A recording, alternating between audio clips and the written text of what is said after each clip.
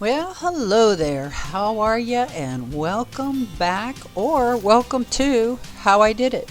Well, as you can see, my hive does not have much landing board activity going on, which is not a good sign because a week ago this thing was rocking and rolling and just bringing in all kinds of nectar, and the flow frames were filling up.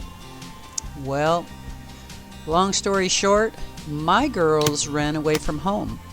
So as you can see, I am dressed out from head to toe. There are some bees left on the landing board.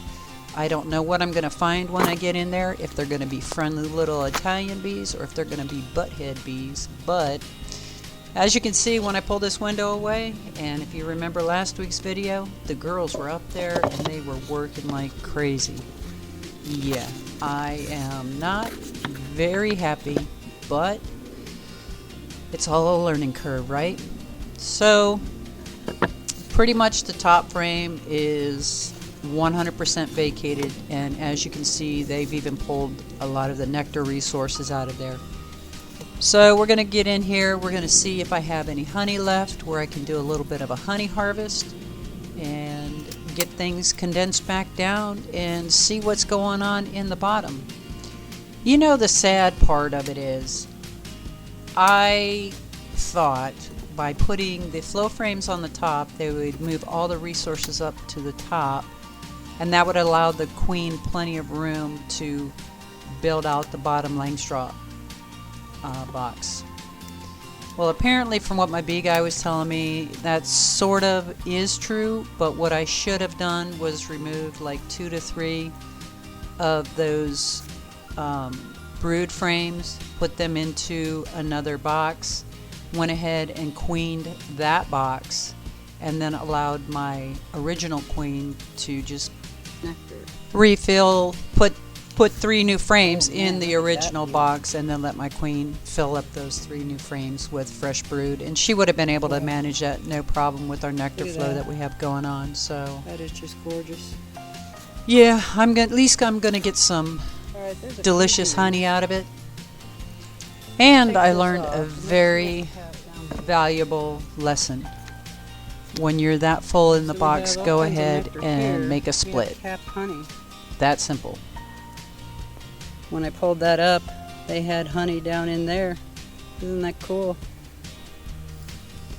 Now, I did notice that there were a few hive beetles in here, but nothing outrageous. So I'm not sure that that was a factor. Nice. I also noticed wax moths starting, and I'm assuming that that occurred after the girls left, because I'm telling you, take a look at the video. I had so many bees, there was no way that they would have been able to move in and survive. Yeah, when I lifted this up, it's amazing at how much those flow frames weigh when they're loaded down with the honey, and there was a lot of nectar in those frames as well. Just a little fun fact, my guy Frederick Dunn that I follow, his bee channel, nectar is before they cap it and honey is after they cap it. Now I know some of you may be thinking about varroa mites. What about varroa mites? Well, my varroa mite count in the fall was 1. I don't even think that was an issue, and I ended up treating with oxalic acid vaporization rather than using chemicals in it. It just seemed easier and simpler for me. Now all the wax and the frames and whatnot that I pulled out of this, I sat them at the dearth feeding station on the south side of the property, completely away from the hive here, so I wouldn't create a robbing effect. Plus it's just kind of cool. I'll have to do some video for you and put that in, let you see them, how they're cleaning everything up. Basically let them do my dirty work for me, right?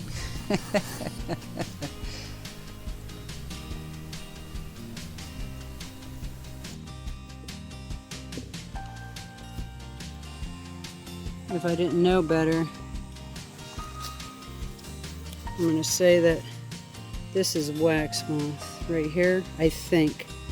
Oh yeah, look right there. And then you can see a couple of hive beetles in here as well. But they've emptied every resource out of here.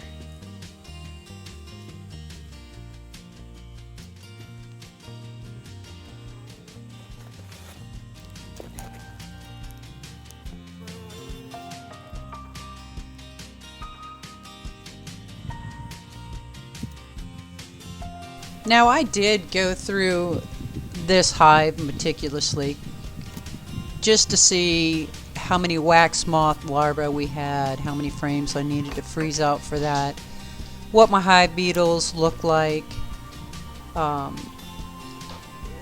of the dead bees and whatnot. And then my intention was to grab 3 or 4 of these frames, throw a couple of the flow hives in there as a nectar or a food resource for them initially, and requeen this hive.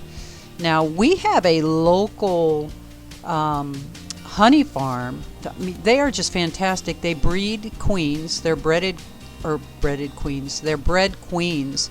Very reasonable. $37 for a marked queen.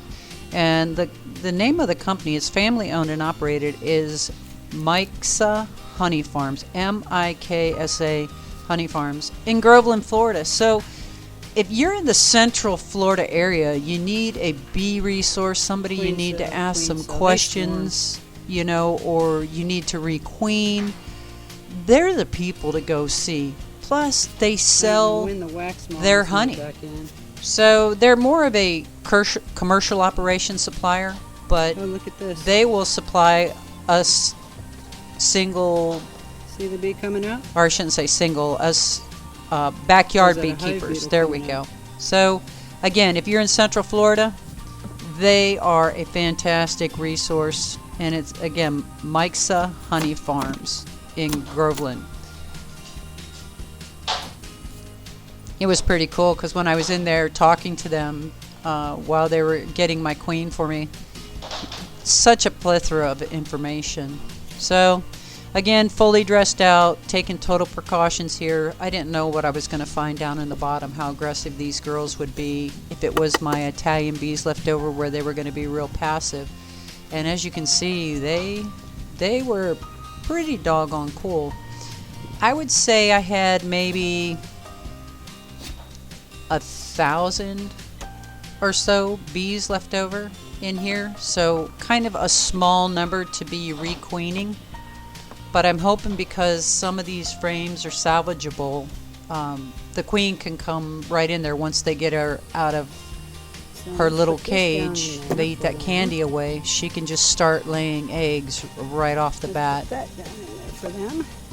And then again, flow frames on either side, so they have a nice nectar / honey source there.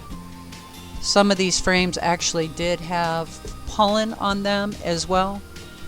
And we have a flow on right now, so I mean, they're going to be pretty well set. It just depends on my new queen. Now, I did get from Miksa Honey Farms an Italian bee, and they marked it for me, which is awesome. The year 2021 is marked with a white dot, so it's going to make it so much easier for me when I'm checking the hive to spot her. And then I did end up spraying some sugar water on this frame, just so the bees would have something else inside the hive other than nectar and honey. They could go ahead and clean this sugar water off as well. And that gives them one empty frame to build this thing out. You know, I kicked myself. If I had just split this hive, it would have been a whole different ball game. Shoulda, coulda, woulda, right? Oh my goodness, it doesn't matter. Rookie beekeeper here. I'll own it. Live and learn. Definitely live and learn. Alright, so we're pretty well set up here. Have everything pushed in nice and tight the way it needs to be. I'll come back later on and expand these frames out. And again, you're seeing me, I am just using a little bit of sugar water there just to keep those bees isolated inside there, have them working. And then you'll see later on as well, some of the foraging bees that stayed around or hatched out are actually coming back with resources as well. So this is my little beetle blaster here. I didn't have any oil with me, so I'll end up opening this back up after the queen lets herself out, and put some oil in there to help trap any further hive beetles that may be in there. The other thing I didn't have was my Swiffer sheet. I really like putting that Swiffer sheet in there. It does a really great job of trapping any of those rascals when they're running around. So now I'm getting ready to put everything back together. I'm going to go ahead and clean up my mess, get all the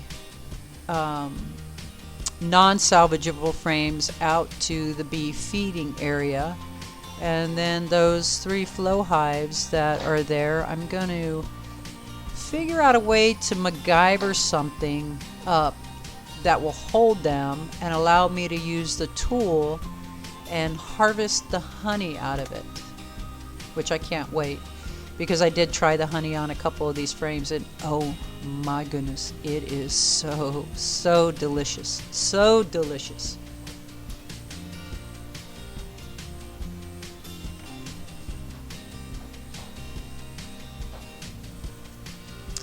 You know, I had gotten so used to coming out with just a pair of nitrile gloves on, in my shorts, t-shirt, and handling the bees. So being in that bee suit, holy mackerel. And this was early in the morning. It was hot, crazy hot out. All right, so this is actually the next day. There's my queen, gotta love it. So Queen and a couple of her little attendants, they're not happy. I need to stop messing around with her and get her inside the hive.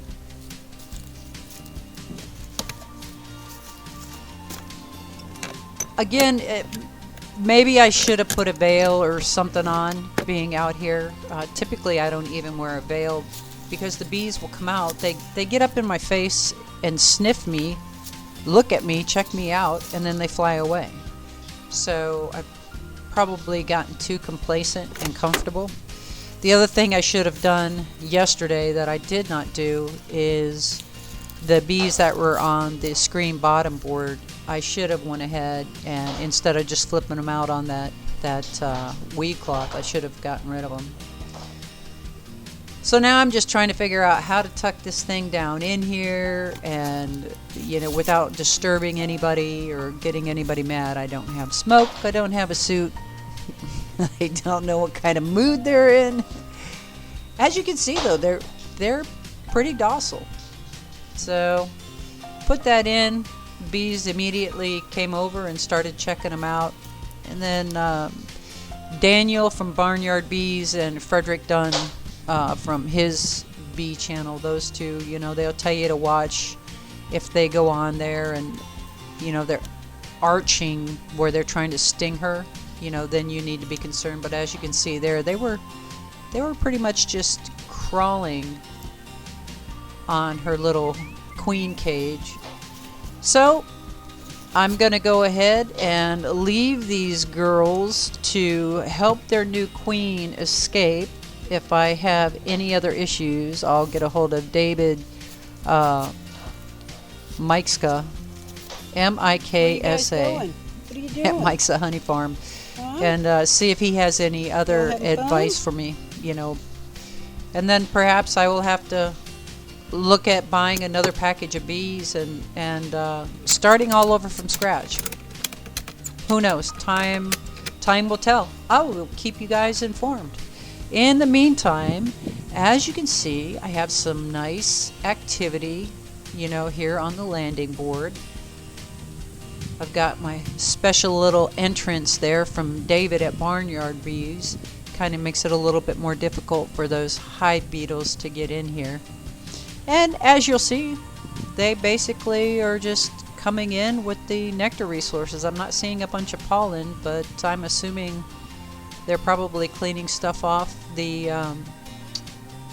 bee feeding area, off those frames that I put over there, and perhaps even bringing nectar in off of some of the flowers and the trees and the plants in the gardens that are going on out here.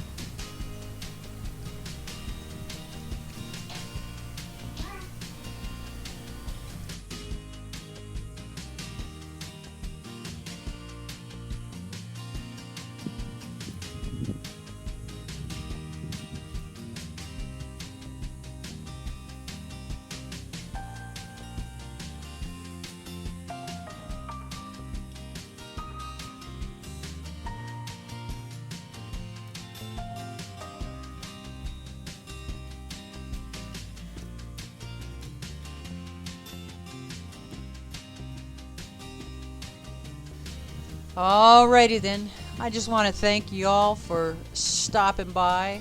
Have an absolutely wonderful and blessed day. I'll see you next time on How I Did It.